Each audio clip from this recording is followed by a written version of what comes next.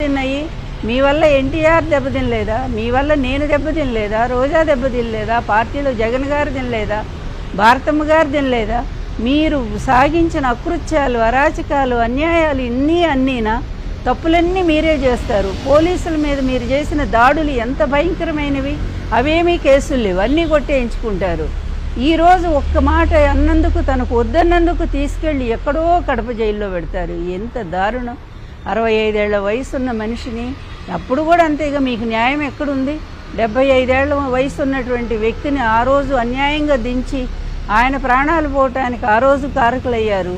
ఈరోజు కూడా ఈ విధంగా మరి అనారోగ్యంతోనూ మరి బాధపడుతున్నటువంటి వ్యక్తిని, పైగా నాకు రాజకీయాలు కూడా వద్దు, నేను ప్రశాంతంగా ఉంటాను ఇంట్లో అని ఆయన రాజకీయాలను కూడా వదిలేసినటువంటి వ్యక్తిని ఒక కక్షపూరితంగా మీ స్నేహితులు చెప్పారని నిజంగానే అడుగుతున్నాను. పవన్ గారు, ఆ రోజు ఆయన భార్యని మీరు ఎంత విమర్శించారండి?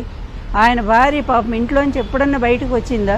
అటువంటి ఆమె మీద కూడా మీ మనుషులను పంపించి నిందలేయించారే. మీ కక్ష తీర్చుకోవటానికి